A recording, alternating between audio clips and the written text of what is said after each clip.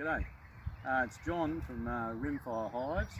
As you can tell, this is the name of the property, hence the Rimfire Hive. So what I think I'll do today is I've got quite a few hives that I've budded to trees and logs around my place. I've had some success and I've had some failures too. So I might take you around and show you the buds and show you how they're all different. I don't think any bud is the same as the next one, and so we'll go around and do the whole lot and show you the difference between all of them. I'll just stop here. There was some logs down in that gully there, and yeah, they were getting all rotten and the white ants were into them and everything like that. So I opened them up and split them some time ago and put them into oats. So there was a couple of logs down there, and anyway, I'll take you over to the back of the block across the bridge here, and we'll go and have a look at a few more. Yeah, well, this is obviously this is bud number 1. I had to start labelling them because I end up with so many. I was trying to keep track of which oats were budded to which log and all that. So anyway, this is number 1. This is the first one I found, of course. So I come across here, and they're right down low here. I just used a bit of caulking compound and stuck a board across the top, and then hooked some irrigation pipe through to the back of the oat. Now I'll just take this off, and you can see there, this was budded on the 28th of the 1st, 19. So that's how many months? That's getting around, must have been nearly 18 months now. So, and these ones are hardly doing anything. They're just slow as. They're a tetragonula Hocking's eye, I believe. And if you can shine in there at all, can you see in there? They've done stuff all really. They've got a few honey pods there and everything, but no sign of any brood after 18 months. So I read one guy, he was T-piecing his buds. After 4 months he'd T-piece them and then let the bees out, say, through this little, I've got a bit of dowel stuck in there. And I tried that, but I don't think it works. I can't seem to get it to work. As soon as you take the bung out, they all just take the easiest access out, and in the end they sort of abandon the oat. So even though I've got that hooked up, I'm sort of reconsidering doing that now. I see Tim Hurd doesn't worry about T-piecing or anything like that, so I don't think I will either. And I come around a while back, every time I budded I just put the lower section on, but because they weren't sort of putting brood in, I sort of thought, well, maybe I'll encourage a bigger area so that they get the feeling as though there's enough room there to expand and put a brood and everything like that. But so I've only done that recently, so we've yet to see whether that works. But yeah, so that one's been there, say 18 months, and really not doing a lot. Yeah, here's bud 2. Now, this bud was very unusual. It was in this old log here, and the log was all rotten and really deteriorated. And as soon as I hooked the hive up to it, within a month, they'd fill the whole bottom section of the oat with stores. And within 2 months, a brood started showing up really quick. Couldn't believe it. So within 4 months, I'd removed my first oat from here. Straight away, hooked another oath to it, and within the 2 month period again, they're back in that one again, removed another one. So in 1 year, I took 3 hives off this log.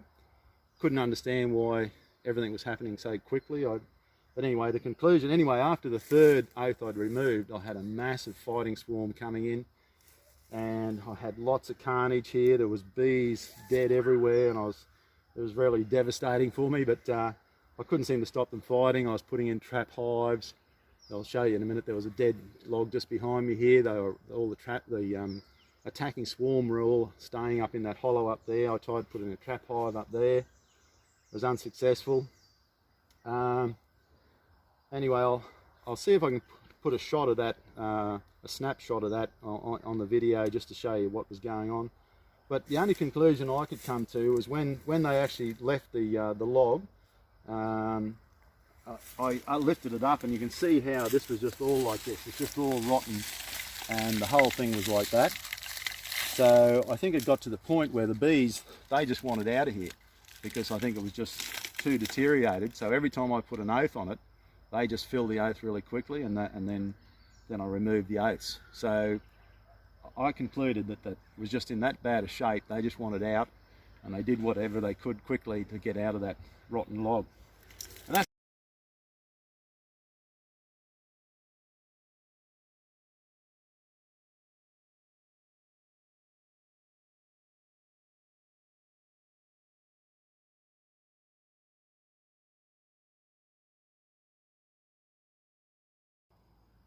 and here's bud number 5. This branch is broken off that old tree there. It come down, and the bees were all exposed. So I was in a hurry, and I screwed this bit of ply here to it, but it wasn't. I would have liked to weatherproof it or something like that, but I was in a hurry to seal it up.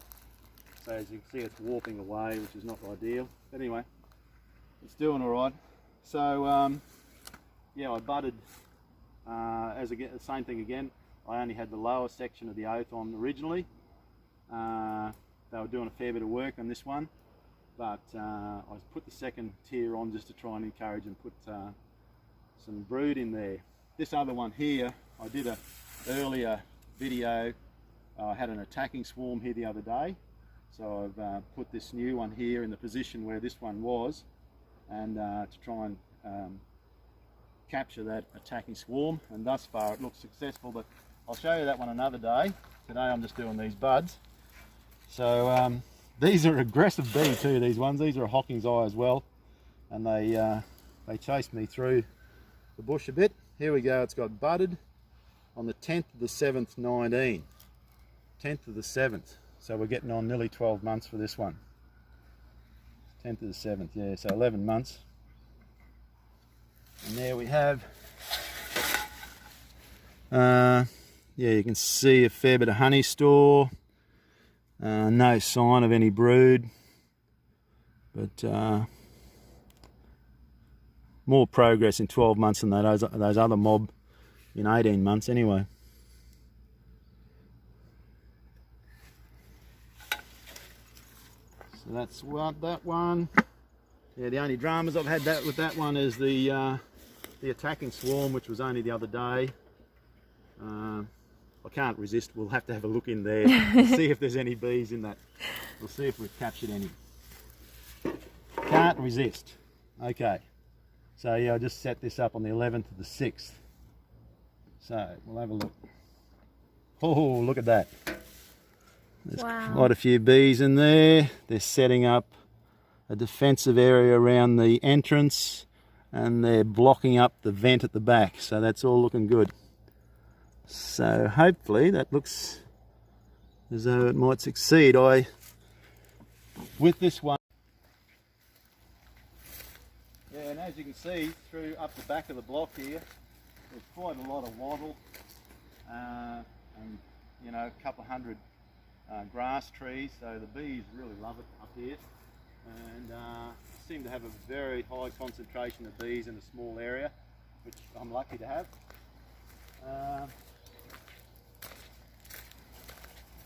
Now this is bud number 3.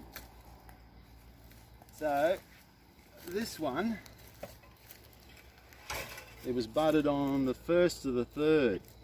So what are we going now? It's 15 months. The problem I had with this one, I normally do the same thing again. I had only the lower tier on. It filled chockers full of stores, and I was very excited about it. Think it was going to be successful, and then unbeknownst to me, I don't know whether a branch has come down or whatever, but something's bumped the box, and the box was actually away from the joining ag pipe there, and I come over one day, and it was just riddled with forward fly. Very upsetting. So I think the forward fly had come in and snuck in the back entrance, I think, because it was going great guns, it was very successful, and then all of a sudden it was riddled for forward fly. There's a young fellow, a very clever bloke, Nick Powell. He is on his YouTubes. He showed you how if you've got a forward fly infestation, you can butt it to a very strong hive and they will get rid of all the infestation. And I thought, oh, I'll do that.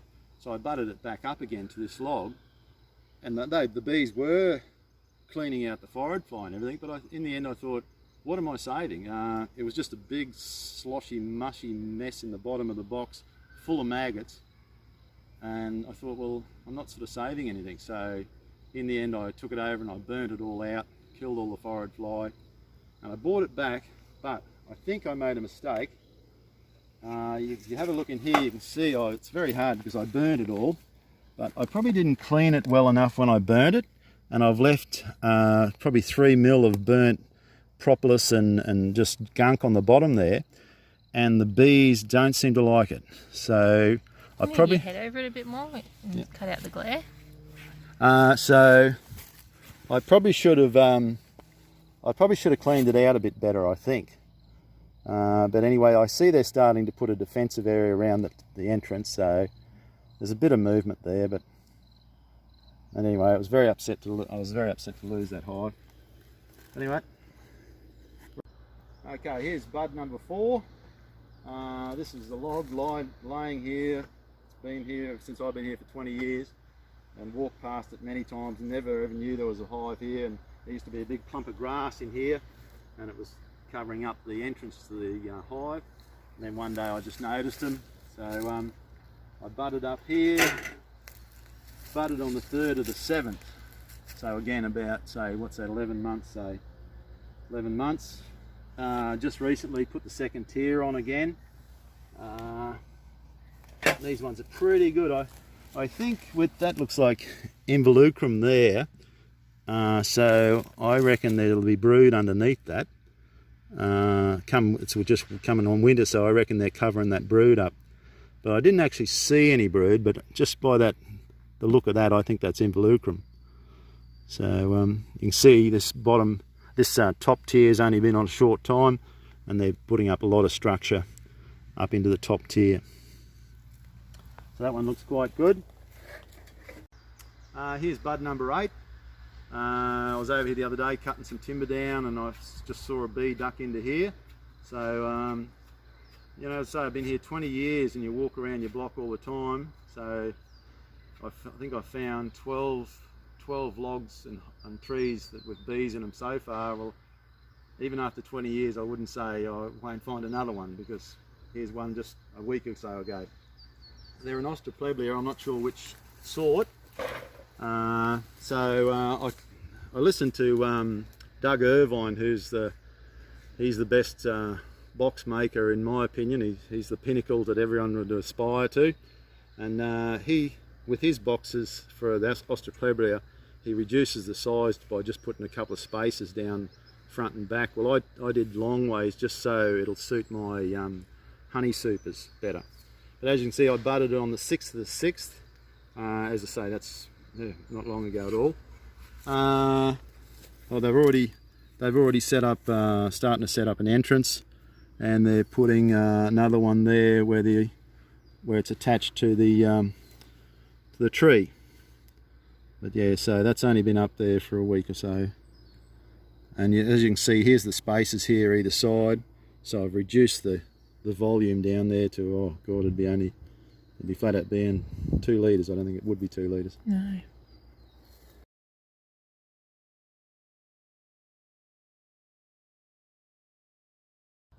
Okay, here's bud number 7. I put this on my last video because I thought it was a bit extreme. It's getting completely obsessed with bees. So anyway, we were looking at this old dead tree, and my brother-in-law spotted a hive right up there, and of course some fool had to climb up there and put an oath to it. So we're not looking at that today. But I've been experimenting. There was a couple of guys in Rockhampton, and they are doing vertical splits. So I took some of their ideas on board, and so I've made a few vertical split boxes now. So I've put that one up there, and of course I'm not going up there for about 18 months, and we'll see how they're going up there. But and as you can see up further, I'm really concerned about all this hanging dead timber right up high. When that comes down, I'm really concerned about the box getting taken out when that all finally comes down. Anyway, fingers crossed, we'll see how we go with that one. I just thought I'd show you on the way past, there was an old log here on this stump here, and it only stood about 1.5 meters high. Had a beehive in it, and it was really, I was concerned it was so deteriorated that it was going to come down. So I decided to remove it because it was, yeah, you could just see it was all nearly gone. So I cut it down. I knew it was an Australoplegia, so I had a mini oath here ready to take the brood. But when we actually opened it up, and I'll put in a picture of that as well, the brood was enormous, and the hive area, I'd have to say, you know, maybe you could have stretched it to say 12 to 15 litres. It was quite a large area in the hive. So I don't know, I think it must have been a Cassii by that much room. I'm not sure. I'd have to check with someone like Nick Powell, who's on the ball with all that sort of stuff. But anyway, we were here with a mini oath ready to whack them in a mini oath, and when we saw the size of the brood, we said, hey, better get a full size oath. So we got a full size oath, top and middle section. The brood was protruding into the middle section, and we still had more brood to transfer, so we grabbed the mini oath and put some more brood into it. So I just sat both on top of each other here, the mini oath and the full size oath. We left them there for a couple of months, and luckily they requeened. And yeah, they've gone to my daughter's Tara's place, who's filming this.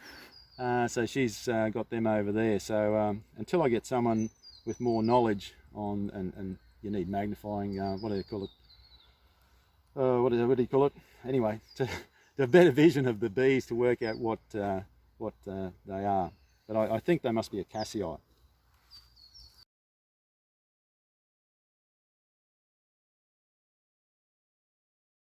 Hey, I'll just show you something on the way back to the house. I've been clearing a lot of the block. I had a lot of guinea grass all through here, and I think it was stifling all the native grasses and the grass trees and that. So I've gone through and pulled all the guinea grass out, which is a big job. And I'm really concerned about fires now with climate change and the way things are drying out so much. So that's why I've been clearing a lot of the dead timber, because I'm really concerned when a fire comes through. So any tree that I have cut down, like this one, there's an old dead tree standing here, and of course as soon as I cut it, it was hollow. So I'm trying to give the bees a chance to come back into a reasonable nest. So I've capped it. I'm putting propolis around the entrance, and in future, after I was successful with that trap hive, I poured honey into the trap hive, and was successful in attracting the bees into that trap hive. So anything I've done like this now, I've probably got 3 or 4 of these around the place. Probably come springtime, I reckon, I might pour some honey in there to try and get that smell. And they do come and hang around the propolis a bit, but I want them to get inside and see if they'll go in there. Right, I just thought I'd show you that on the way past. Righto, this is my last bud. Took me a while to find it, but anyone who's looking for hives, I just say persist, and one day you'll see one stick his head out, or just see their wings in the sun. I used to go looking for hives when I used to work for the railway, and sometimes we'd pull up on the trains and just have to sit there for an hour for some reason. So I used to often go for a walk in the bush, and just for fun, trying to find beehives then, just to try and identify them. And it's something I'm interested in. Perhaps I'm really passionate about all the developers and that. I would really like to see our local Gladstone Amber group have access to anywhere that's going to be cleared for development, so that we can go in and walk those areas and get all those bees out before they knock them all over. Because I think it's just criminal to destroy hives like that for no reason, and all it takes is giving us a couple of weeks to go through it, and we could get lots of bees out. Anyway, yeah, I hadn't found this hive, and as you see in the end, it turned out it was coming out the bottom of this log here. I've got a bit of trouble there. Come and have a look at this. I've got trouble here. See, see where that that T-piece is. See now the bees have all come. So I don't think that's an attacking swarm. They don't seem aggressive around the back vent.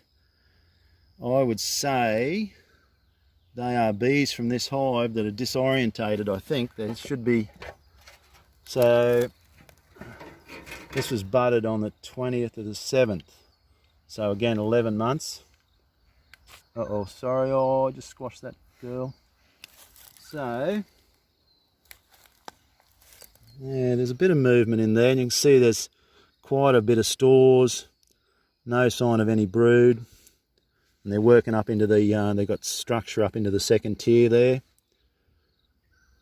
but no sign of any brood. But this is a bit worrying. It's just nearly dark. Look out, girls. Get round to the entrance. Yeah, it's nearly dark and they're all hanging around the back there. I don't like that. I might just, as I say, I don't think they're an attacking swarm. They don't look aggressive. I'm going to pull this bung out and let them get in. Let them all go in there now before dark, and I'll come back at after dark and bung it again. But for some reason they're attracted to that tea there now. So as I said, I think I'll go away from this tea business. It just doesn't seem to be working.